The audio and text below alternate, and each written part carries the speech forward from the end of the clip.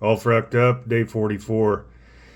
Just some thoughts on, what we're doing here with the sugar diet. Yes, this might end up being the best way of, achieving our optimal weight, the best way of, fueling our bodies. It may prove to be that. But even then, there's going to be people that don't make the same choices that we do.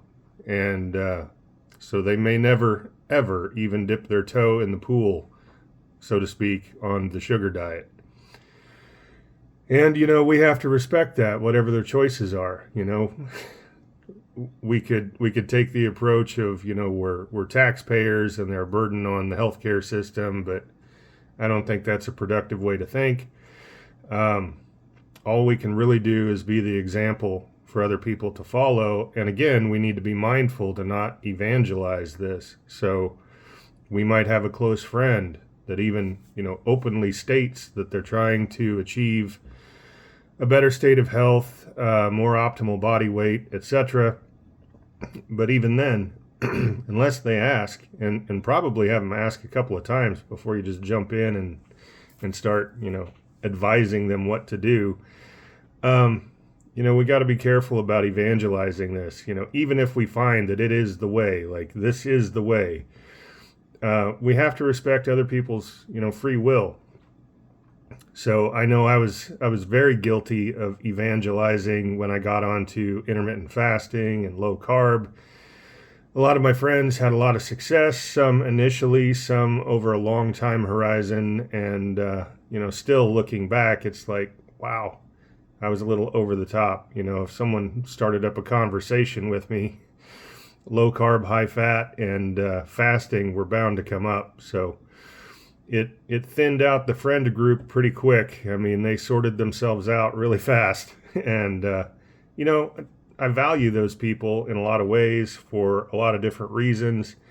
And it was never my intention to chase someone away because I was just hardcore focused on recovering my own health and, dropping all the body fat, etc. It was never my intention to, run those people off. I was trying to help, but I was doing it in the worst possible way. Not because of any,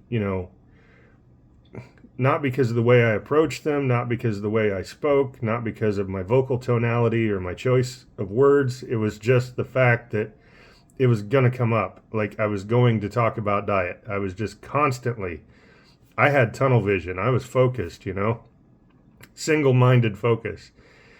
And yeah, that had implications for, my family life, my friend group, all of that. So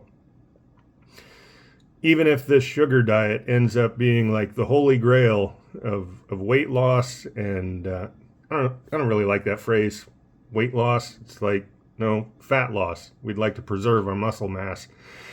But even if this ends up being like the holy grail of fat loss and, healthy diet, you really just need to be that example, right? And if somebody asks you once, maybe say a few words, maybe not. If they ask you a second time, okay, they're probably really interested.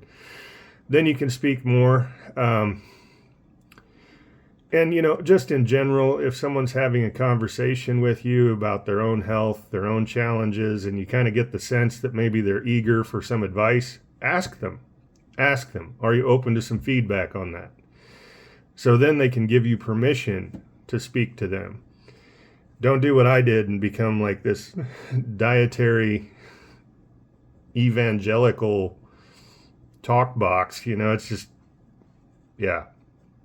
If I had a do-over, yeah, some of those conversations definitely impacted lives, and, a lot of weight, a lot of fat was lost in the process, but a lot of friendships were strained as well. So, and in hindsight, seeing that low carb, high fat probably crashed my metabolism, impacted my thyroid, and ruined my glucose tolerance. That's a interesting thought, because it's like, wow, I'm actually glad more people didn't listen to me, because if they had, they'd be in the same boat that I'm in. So Any case, just be careful. Don't become, dogmatic with your dietary approach. And don't turn into some pontificating evangelical